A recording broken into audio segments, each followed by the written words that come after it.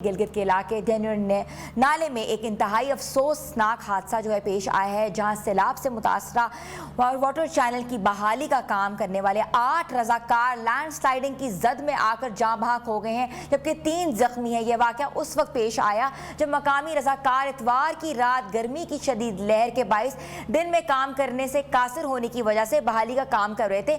ये रजाकार इसके लिए काम कर रहे थे क्योंकि डेनवर नैली में 22 जुलाई को बादल फटने से आने वाले सैलाब ने न सिर्फ रिहायशी इलाकों को मुतासर किया था, बल्कि पीने के पानी और आपाशी के नहरी निज़ाम को भी शदीद नुकसान पहुंचाया था। इस सूरत हाल पर मकामी अफराद ने कई हफ्तों से पानी की कमी की वजह से महरूम हो गए थे। तो इस सारी सूरत हाल पर बात करने के लिए हमारे साथ मौजूद है तर्जुमान गिलगित बल्तिस्तान हुकूमत फैज़ुल्लाह फराग साहब, जिनको मैं वेलकम करती हूँ। जी अस्सलाम वालेकुम। वालेकुम अस्सलाम, बहुत शुक्रिया। फैज़ुल्लाह फराग साहब, क्या तफसीलात हैं आपके पास? ये शब का 2 बजे का अफसोसनाक हादसा है।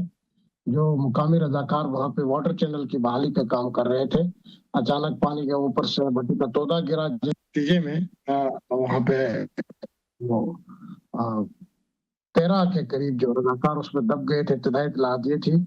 उसके बाद वज़ीर आला गिलगित बल्तिस्तान के अहकाम थे कि उनको रेस्क्यू किया जाए और उनके इमदादी कार्रवाइयाँ तेज की जाए। रेस्क्यू 1122 की टीमें, दीगर पुलिस, इंतजामिया, मुकामी आबादी के लोग वहां पे पहुंच गए, जिसके बाद वहां से 7 जो है 7 डेड बॉडीज निकाली गई हैं। जहाँ वहाँ का अफराद जिनके नमाज जनाजा भी अदा कर दी गई है।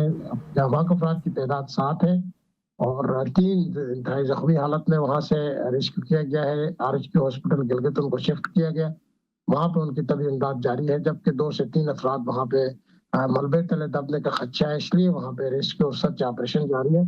इमदादी कार्रवाई भी जारी है। बहुत अफसोसनाक हादसा है जिस पर दिल गिरफ्तगी का आलम है। पूरे सूबे में सोग है। तमाम हॉस्पिटल्स में इमरजेंसी नाफिज कर दी गई है और वज़ीर आला गिलगित बल्तिस्तान ने मुतासरा खानदानों के साथ ताज्जुब का इजहार किया। बिल्कुल ऐसे ही फराग साहब, ये बताइएगा कि लैंड स्लाइडिंग जैसे कुदरती आफात के इलाकों में काम करने वाले रजाकार जो हैं, उनके लिए कोई एहतियाती तदबीर क्यों नहीं की गई, कोई एक टाइम क्यों नहीं रखा गया, या कोई स्पेशल सपोर्ट सिस्टम क्यों नहीं मुहैया किया गया, क्योंकि वो इतना इंतहाई निगहदाश्त एरिया में काम कर रहे थे? ये जो मुकामी रजाकार थे जो बहुत सारी तादाद में थे, वाटर चैनल की बहाली, चूंकि गिलगित बल्तिस्तान की मौसमियाती तब्दीलियों के बाद जगह जगह तबाही फैल दी गई है। हुकूमत अपनी बिसात से बढ़ के तो कर रही है, लेकिन लोग भी अपने तौर पर जल्दी चैनल की बहाली जल्दी सूरत में करने के लिए वो काम करते हैं।